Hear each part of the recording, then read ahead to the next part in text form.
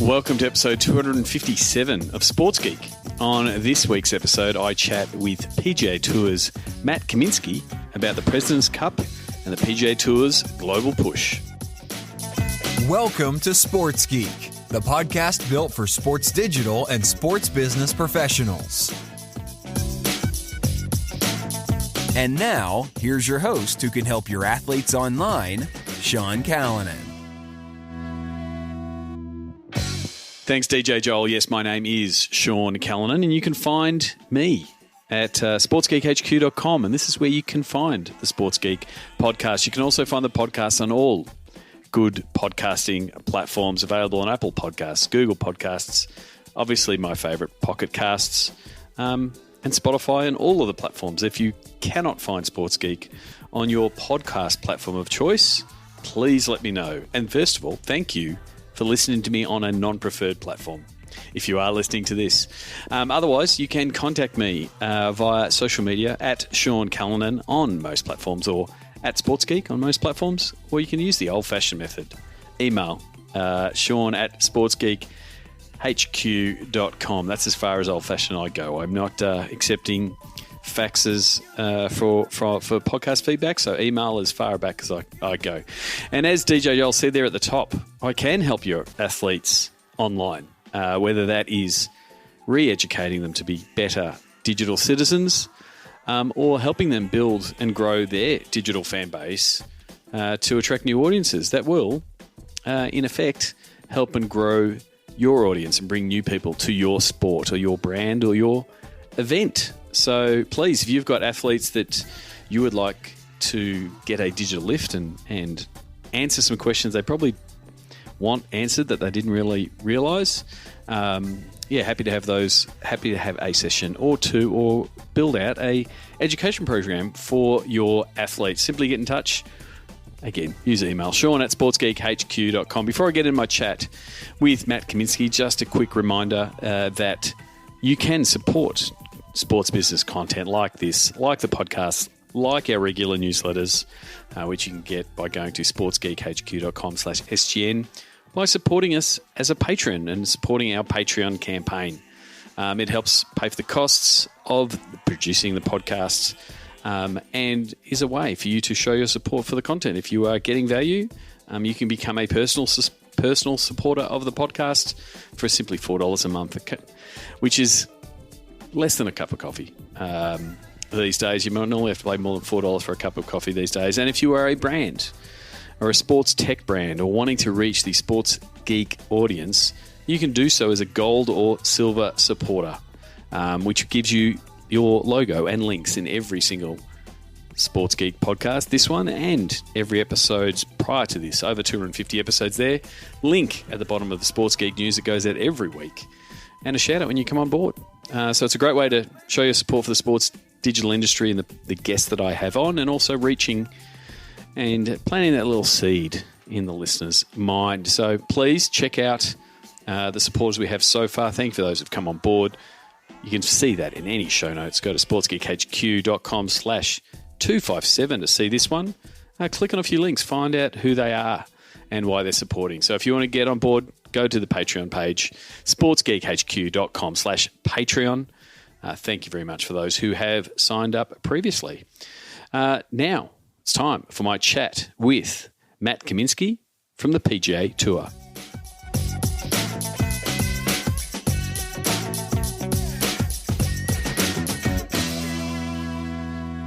Very happy to be here at Royal Melbourne. In the lead up to the President's Cup, I'm here with the Vice President and Executive Director of the President's Cup, Matt Kamienski. Welcome to the podcast. Thanks for having me on, Sean. And hopefully I've made the appropriate sacrifices to the technical gods, and we don't have any more issues. So it's all right. Hopefully we're good. But I always start off. You're at the PGA Tour. I always start off my interviews asking people how they got their start in the world of sports. How did you get into the world of sports? I guess I just say probably the right place at the right time. Yep. How I got at the PGA Tour, but sports is always something that I've loved doing and playing. And I grew up in a small town in Cedar Falls, Iowa, and went to a pretty small school, but I was able to play pretty much every sport. Yep. I could to the point where I played basketball and swam in the same season, kind of thing. Okay. So it was that afforded me a lot of opportunities to grow in team sports and things like that. But when I went to school at Miami of Ohio, I was my dad was asking me, "Hey, you need to pick your major before we go," and I'm like, "Okay, well, you're a doctor. I'll follow what your dad. Yeah, follow what my dad did. Yeah. My dad's a heart surgeon. I'm like, okay, I'll be pre-med. It's funny thing is I did that for about 2.5 years, and halfway through my junior year, I was getting ready to go on Christmas break, and I had all my friends over in the classes, and they're like, "Yeah, Matt. So what Kaplan courses did you sign up for?" And I'm like, "What are you talking about?" They're like, "Kaplan courses. We've got the MCATs this summer, which are the entrance exams for medical school. It's like, we need to take those, and the Kaplan courses prepare you to take the MCATs." And I'm like, "What are you talking about?" And they're like, "Matt, you haven't thought about this?" I'm like, "Yeah, no." And so right then I knew I needed to look into something else. I was not fully invested in that, I guess. And one of my friends, his girlfriend was in a sports management and marketing degree at Miami, Ohio, and I love sport. Yep. So I switched to that. And then that summer I was able to get an opportunity to work with the Cleveland Cavaliers and intern with the Cavs, working with my roommate's mom was up there with the corporate hospitality at the Cleveland Cavaliers in Gund Arena at the time. And so I had the good fortune of working there at the Cavaliers. And then... Is that the Cavaliers like the Craig Elo era? It was actually after the Craig, okay, it would have been the Bobby Phelps, Sean Kemp after he was supersonic. Okay. Sean Kemp, not a memorable era. No, for the it was Cavs. not a memorable era for the Cavs by any means. I think Mike Fratello was there and then left, and right around that same time. So. But you're doing that sort of checking out all the different things in NBA. So how did you go from sort of in the space looking at the NBA side of things with the Cavs to the world of golf? Well, and so it was funny. To get back to my dad here. My dad was really just starting to play golf when I went to college and really took it on and loved it. Yep. And I played it with him and I played with my buddies and stuff like that. But I really wasn't super into it. Enjoyed going out and having beers with my friends and just hanging out, but and a time to spend with my dad. But he had gone to a function and ran into a gentleman who my dad had done heart surgery on his father, and this gentleman was high up in the volunteer ranks at the NEC World Series of Golf at Firestone Country Club in Akron, Ohio. And he said, "Hey, look, your son's in sport. We got a great opportunity for him. He can come out and work at the NEC World Series of Golf. I get him an internship with Jim Cook, who's John Cook's father, professional golfer." And my dad came home so excited, just like, "Matt, I've got this opportunity. It's going to be great. It's in golf." And I'm like, "Golf, schmalf, Dad. I'm in the NBA. This is what I'm doing." Anyway, I went for the interview, and I guess the rest is history. And I started with Jim Cook that year, and interned with him, and then after I graduated from college, went on to work for him full time, and then that was the second year of the NEC World Series of Golf that I was working on in 1998. It became a World Golf Championships event run by or operated by the International Federation of PGA Tours, of which the PGA Tour was the operating partner of those events, and I was hired on by the PGA Tour, and so I guess go back to the right place at the right time. Yeah, so that's 21 years ago, and so you've been at the PGA Tour for 21 years now, and gone through the ranks. First of all, for people who there might be a misconception of what the PGA Tour does and is. How do you describe when someone says, "What is the PGA Tour," and what isn't it? Because some people, it might be confusing for some. Well, we're the non-for-profit trade organization, but we are the organization of touring professionals for professional golfers that tour. And so a lot of people call us the US PGA Tour, but we are the PGA Tour. It's a global tour, and of which we have 6 tours. In the main tour, the PGA Tour Canada, the Mackenzie Tour, and the PGA Tour Latino America. So the PGA Tour Canada, the PGA Tour China. Then we also have the PGA Tour Champions. As well as the Korn Ferry Tour, which is the feeder tour up to the PGA Tour. So, but PGA Tour is a $2 billion company, and it's when I say not-for-profit trade organization, all the events out there that we own and operate or that are run on the PGA Tour are run for charities in those local communities. So it's a lot of people here in Australia would call it the US PGA Tour, but it's the PGA Tour. Yeah, and part of that business, which is part that you've been part of, is the event side of that business and the events that the PGA Tour own and operate. Yes. So I've ever since I've been with the PGA Tour 21 years. In fact, I've been in a division called Championship Management, which is the division that owns and operates the events that we own and operate and manages those events, sells them. So when you think about all the events on the PGA Tour or the other tours that I mentioned, most of them are they're owned and operated by a host organization in the local community where they're hosted. And from a PGA Tour perspective, we provide help from a title sponsor perspective, television rights perspective, as well as the management of the scoring and competition side of things, as well as our players are playing in those events. But the local thing from selling and organizing the volunteers and stuff, we don't really have any. That's that local host organization. But there are 16, 17 events that we own and operate on the PGA Tour, of which the President's Cup is one, and where I started, World Golf Championships events, the Tour Championship, the BMW Championship that's on the FedEx Cup. So those are our events that we own and operate top to bottom, sell all the hospitality, organize all the volunteers, organize all the operations around it, grandstands, and all the vendors and contractors and things that are. So over 21 years, a lot of those roles you just spoke about, you've been in those roles. Yeah, so I started in operations, the nuts and bolts of things, and the setup and working with the volunteers and organizing volunteers, and but also the security and all the things that are behind the scenes that make the ship go, so to speak, and move along. But so I started in that, and then moved my way up to doing a lot of things with our national contracts and the relationship side of it with our contractors and then the people that are delivering across all of our events. And then as I went along, that kind of morphed into working with all of our sponsors and our major title sponsors across the World Golf Championships and the President's Cup. And then in 2008, towards the end of 2008, beginning of 2009, a man by the name of Mike Bodney, who was running Championship Management at the time, put my hand up to be the next executive director for the President's Cup here, and when it was staged in 2011 here in Australia, so it returned to Australia.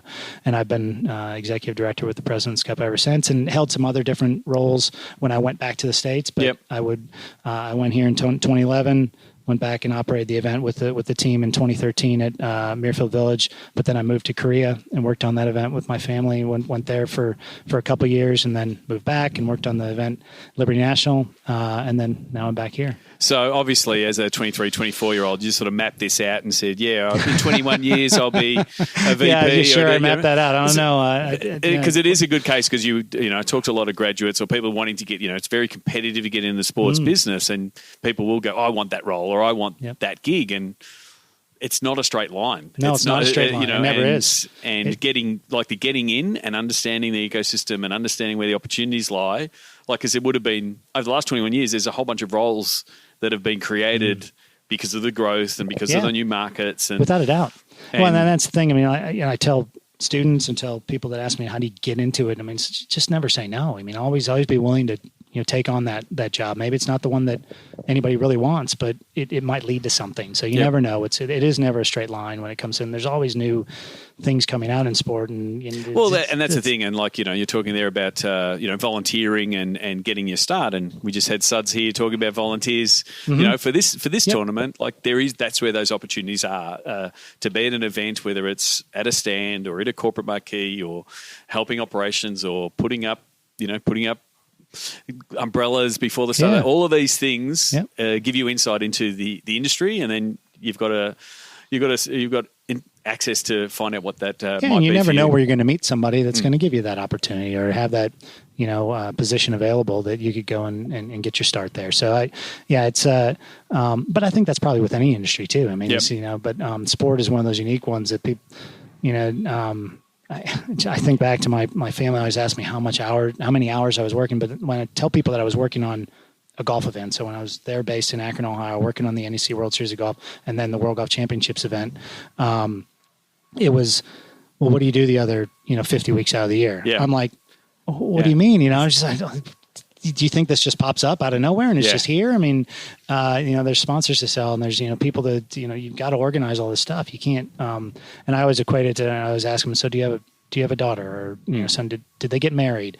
Oh yeah. Oh yeah. We had to lock down the venue 2 years in advance. I was like, okay, multiply that by about 10,000 and that's a golf tournament. And we don't have the luxury at a golf tournament when you're organizing the events all over the world or wherever, you don't have the luxury of a stadium setting. Yeah. You have to create the stadium, so to speak. And a lot of the places, we do have a lot of golf courses in the States, TPC Sawgrass for one, that are purpose built to host major events and huge, and with big cart paths and and the golf course's design is changing to accommodate that. Right. Yeah. Without a doubt, you look at Le Golf National. I mean, where the Ryder Cup was held in just last year, and that was unbelievable. Amphitheater and stadium type facility, but that's what TPC Sawgrass is the pinnacle of that, I think. And, Augusta National has done an amazing job with that, as well as, where we're hosting the President's Cup in 2021 at Quail Hollow Club. They've done an unbelievable job with that. But you bring us here to like a sandbelt golf course that's been around for 100 years and, no real cart paths to speak of, and it's all sand, moving on. So it makes it a little bit more difficult. But going back to the idea of with other sports where you've got a stadium and you're just selling a seat or selling a venue within that stadium, we have the luxury, but we also have the challenge of creating something that's gonna work well for our sponsors, going to work well for our fans, and work well for the players to be able to continue to play with all these things up out here. So how is that? I mean, I'm interested. How has that developed over the last 20 years? Because the bar that keeps getting set from what a corporate area should be, what fan amenities should be, without a doubt, like over the past 20 years. And you're not competing with just golf, like in a city like Melbourne. You're competing with the Grand Prix and the Australian Open, and you're doing the same in different international markets. What have been some of the changes and advancements that you've seen in the events that you've been running over the last 20 years? Every year, I mean, even some of the tents that Harry the Hire, our tent contractor here, has out this week or for this year's event are brand new. They had to build new product because of all the events that are happening here in Melbourne. And you're right. I mean, we are. We're not just competing in golf. I mean, this is entertainment. We're selling entertainment. We're selling, an opportunity. But from a fan and from a corporate perspective, it's business development. And what's going to be the best way for them to connect with their clients? Is it through golf or is it through another sport? And I like to think that that it's through golf, and it's a great way to do it. And it's changed dramatically, and I think more so than anything, the social media and the technology side of things have really evolved. ShotLink wasn't around when I first started. It was just kind of the tracking and the mapping on the golf courses, and that just wasn't around. But then that came out in probably my second or third year that I was with the tour, so it's been around for a long time. And now I don't think our broadcast partners or our fans could really live without that's the stats and everything that delivers. So it's interesting to see how it all has evolved. I mean, really, the I guess the essence of why you're here and stuff like that hasn't really changed, but you do see people looking to golf more now because it is fun to go and watch, and it's fun to be out here for a whole day. And there's really not many sports.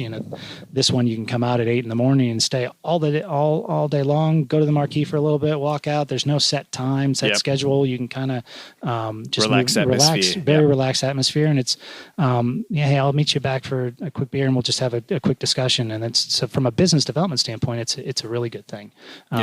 Different than just a 3-hour game, and so it's people just probably aren't aware of that. And it's one thing that I found with golf too, even individuals or corporates or anything, well, I don't play golf. Well, you don't have to play golf to come out and enjoy a good day out on the golf course. I mean, really, because I asked them, do you ride a horse? I'm like, no. I'm like, well, you go to the horses? Yeah. Do you play footy? No. Okay. Well, you go to footy. Well, all right. It does become an entertainment option, and that's where the bar keeps getting set. Whether it's the chefs that are preparing the food and all of these kind of things that make it the experience of more than just the. And we're trying to grow our fan base, and a lot of times I think that's the thing that has evolved too, is you've got to go after new fans and grow new fans. And that's through the technology, through the food, through the experience that people have on site. Because we are, going back to, we're selling entertainment, we're selling an experience more so than just come and see the best players in the world. Yes, we have the, that's the product. That's the product. It's and we can hook. We're going to get our core fans, but it's going out and getting the the event seekers and the socialites and the people who are just looking to for a good experience. And so it's evolved in how you attack the fan. But I think really that social media aspect of it and the way people consume the sport has changed dramatically, and you're going to see that in our television negotiations going forward. And the normal network broadcast and things like that it's all changing. And I'm sure it'll be interesting to see. I mean, with our partnership with Discovery and Golf TV, it's evolved quite a bit.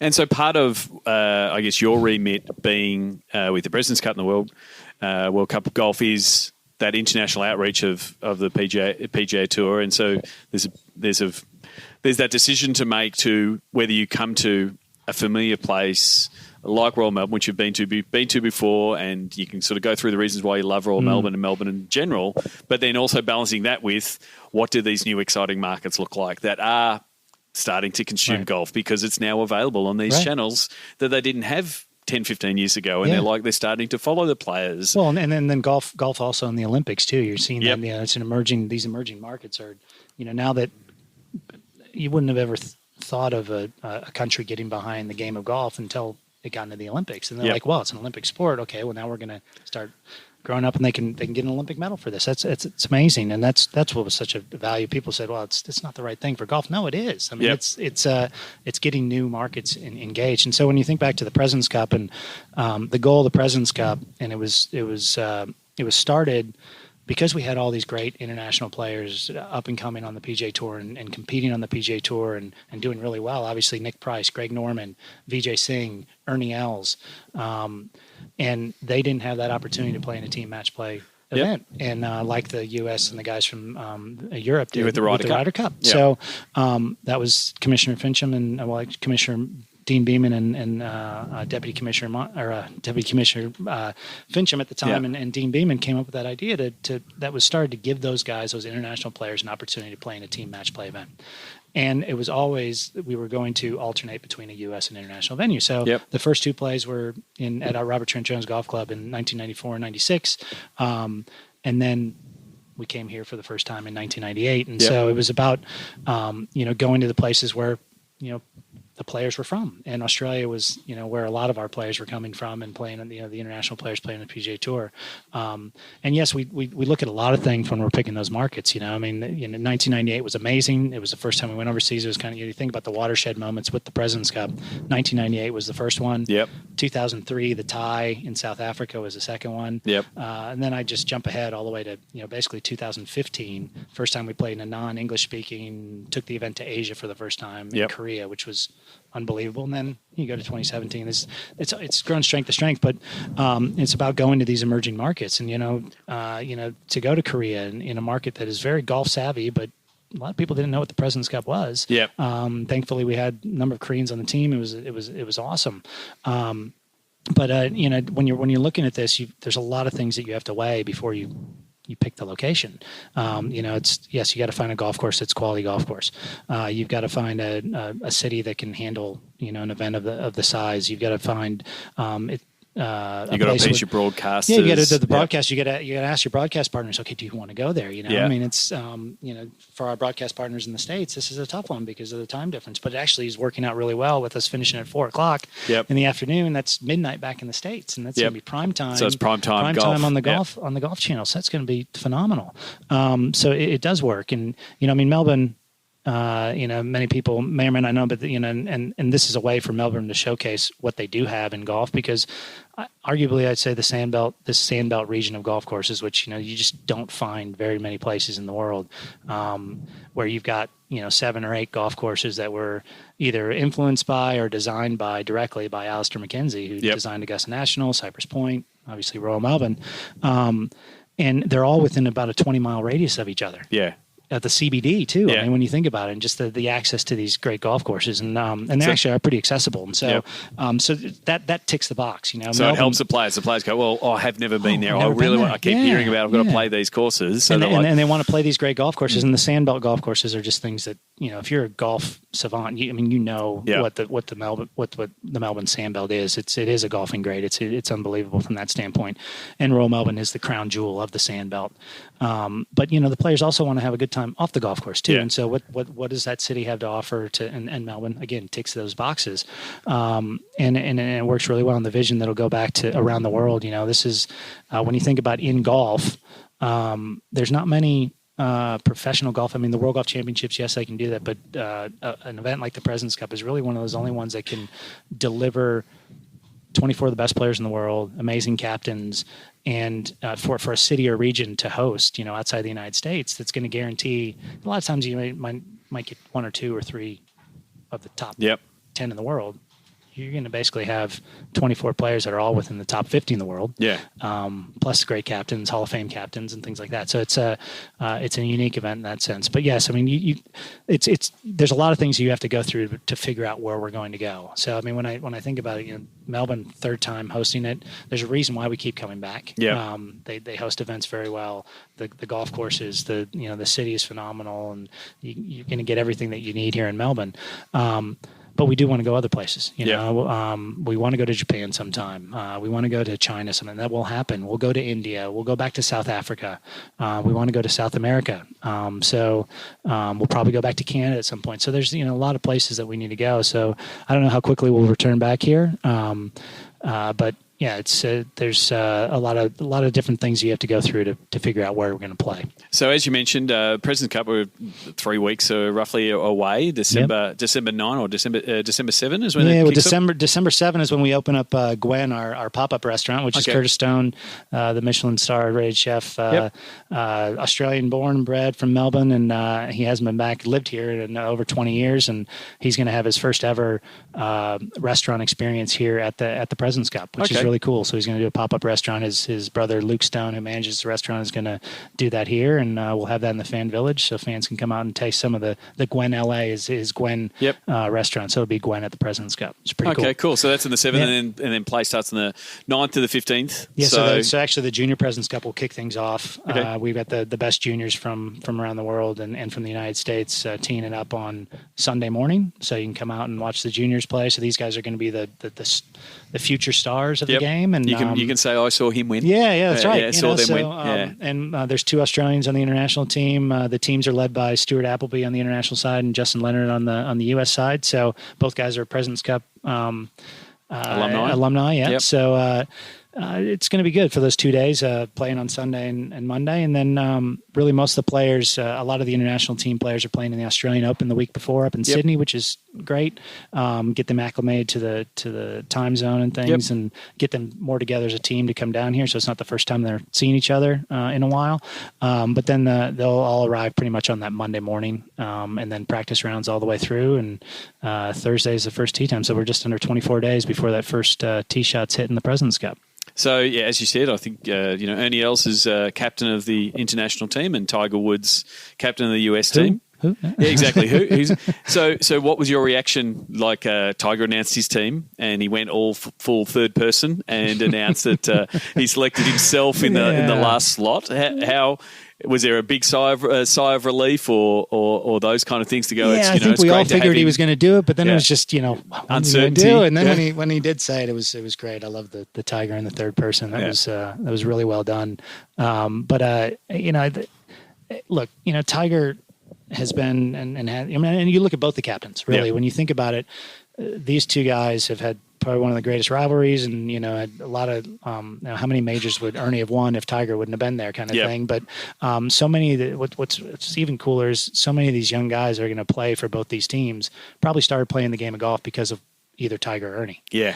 And they're for the U.S. side, these guys, they started playing golf because now they're going to be able to be led and play with them both, which is phenomenal. And you think about, Tiger, after he won at Augusta, everybody's like, oh, there's no way he's not going to be playing. And that was his goal. He always wanted to be a playing captain. I think ultimately he wants to be a winning captain. So, I think he if he didn't feel he was ready to do it, he wouldn't have picked himself. But after he came back and played at the Zozo Championship, and look, he was picking his shots and he won wire to wire. That was pretty amazing.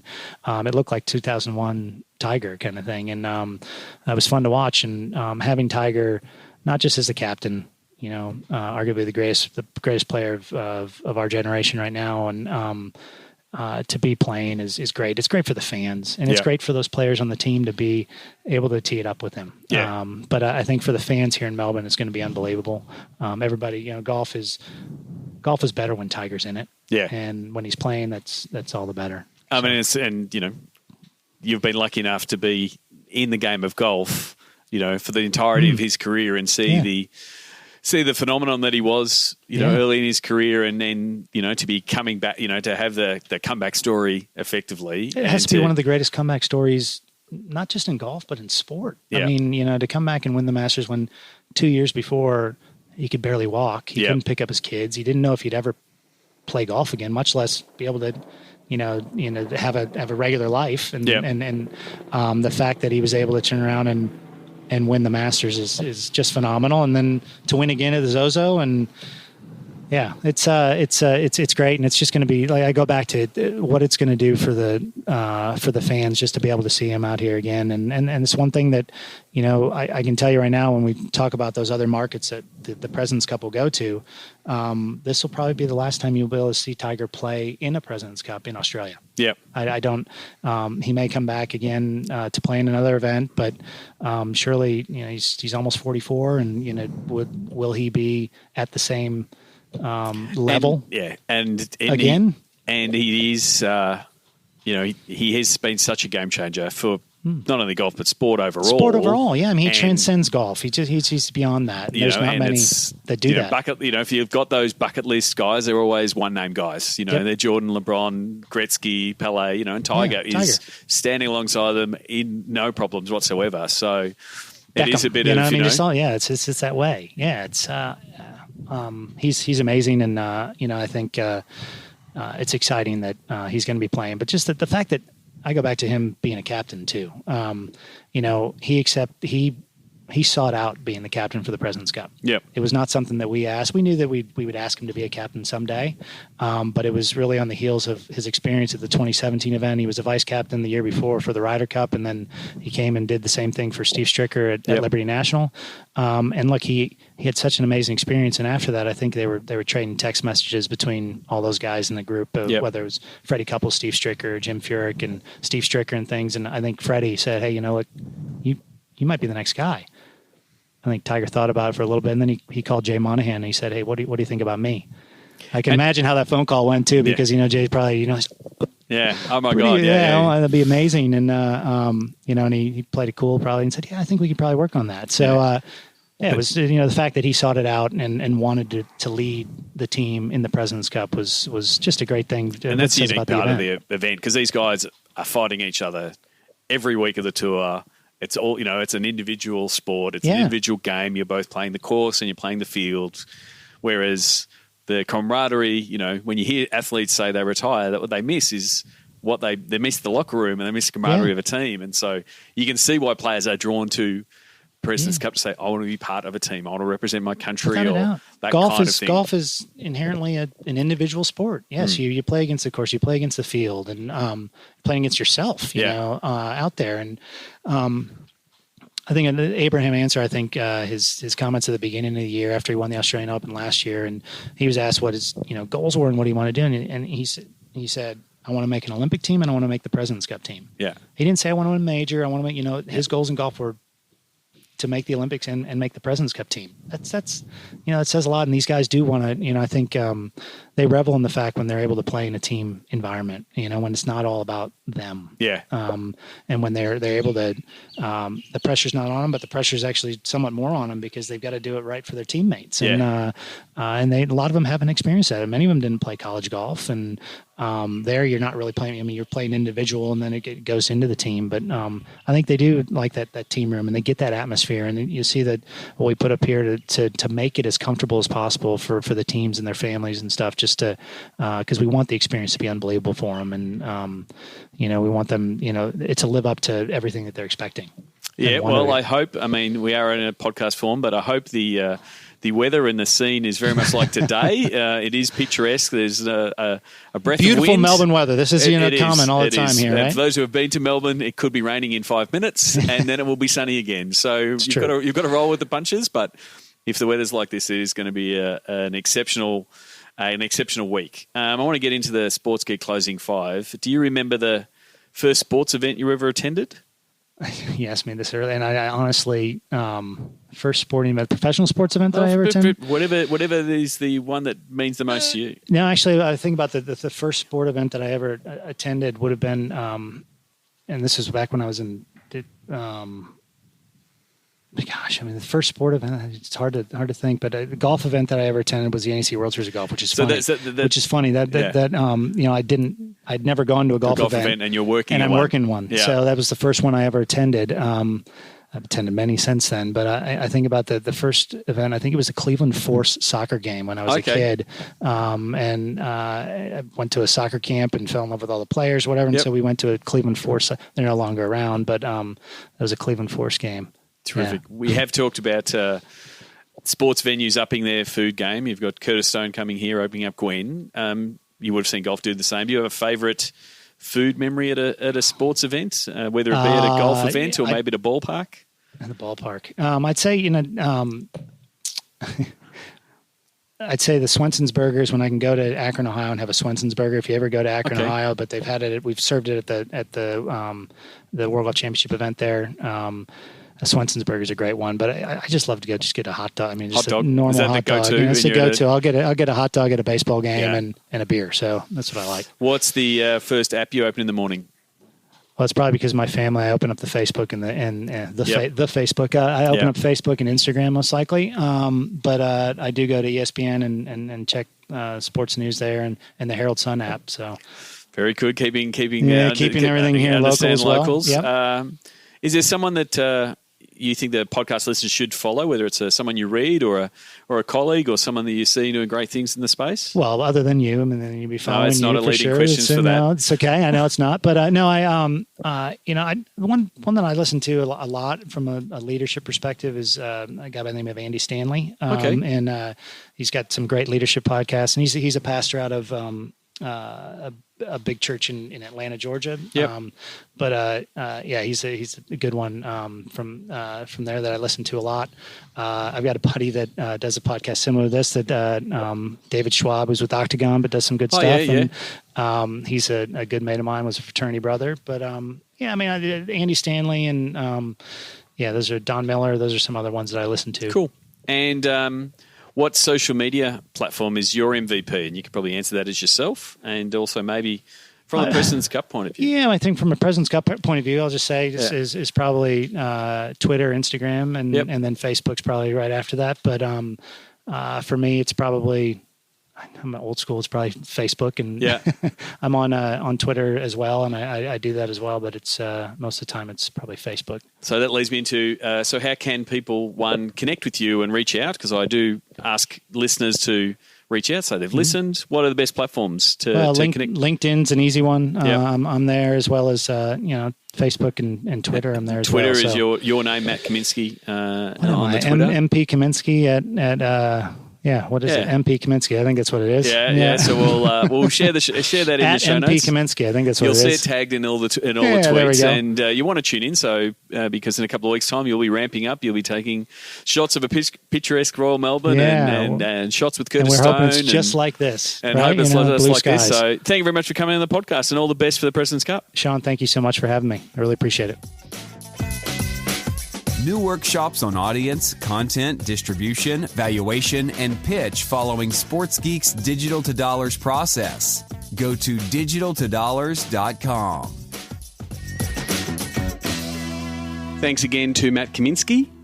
You can connect with him on LinkedIn, Matt, M-A-T-T, Kamienski, K-A-M-I-E-N-S-K-I. Please reach out to Matt, connect with him, send the invite, say that you listen to the podcast, and hopefully, if you are in Melbourne in the next couple of weeks, come down and say hello at the President's Cup December 7, as he said there, when Curtis Stone opens the Gwen restaurant at the President's Cup, and then the play starts in earnest 9 to 15. So it's going to be great having the world's best golfers down here in Melbourne. So if you are coming down, please let me know, and happy to catch up, but also reach out to Matt and tell him that you enjoyed this chat. Before I wrap up, I just want to talk a little bit about Digital to Dollars and how it can work for you and your team, and the different focuses that clients are coming to me with this. Some of them have a really strong, we want to sell digital and need help understanding the sales side of digital. And so they definitely skew in wanting to know the fourth and fifth pillars. So those of you who haven't listened before, the first three pillars really set your digital strategy up and give you an understanding both for your digital team, but the whole team, being the data team, commercial team, ticketing team, need to understand, know your audience, know your content, know your distribution. So once, again, your team starts getting this common language of knowing what they want to do in the digital space, what content they're producing, where is it getting produced, you can start getting into the nitty-gritty of knowing your value. So what does a rate card look like? How does your commercial team talk to your digital team about the assets that they're about to sell, and how do they talk to them about the digital assets you are selling to the sponsors? And so you want common language for your team internally, so you want to all understand that. But then also you want a story and a narrative on why you are going to charge X for this type of post on Facebook, or this type of content item on Instagram, those kind of things. So your rate card starts becoming the building blocks of Know Your Pitch. So it is quite interesting to see where people and where different clients are coming at Digital Dollars from. Some of them are just, hey, we want to straighten our digital strategy, and really, it's really heavy in the audience content distribution piece. But others that are getting a bit more savvy, a lot of teams now are obviously producing a lot of content and have teams that are producing content and talking to different audiences. They're starting to say, well, it's our commercial team that wants to have that savviness of being able to understand what they're selling and also talk the language that sponsors understand in what they are selling. So that's where Know Your Value kicks in, and starting to develop what that rate card looks like, so you can appropriately roll that up to Know Your Pitch, which is building out the proposal and building out what you might put forward to a sponsor. And so this works whether you're a league, whether you're a team, whether you're an athlete, whether you're a stadium, or even whether you're a business. So talking to businesses either adjacent to sport or outside of sport, we pretty much apply the first three to say, well, what does your digital strategy look like? Who are the key audience? Who are the key audiences? Where are the audiences of opportunity? What content are you doing? Is it serving the purpose that you want for those audiences? And then what channels make the most sense for what you're trying to achieve? So if you're interested, please go to digitaltodollars.com or reach out, Sean at sportsgeekhq.com. It's being implemented in different methods depending on the needs of the client. So I'm happy to discuss how we could do that for you and your business. Lastly, don't forget we've got new Q&A episodes coming out every Friday. So it's 3 questions that I answer. I try to keep it under 10 minutes so it can go live on LinkedIn. So send in those questions. Ask me anything, whether it's on sponsorship, content, esports, sustainability, marketing, ticketing.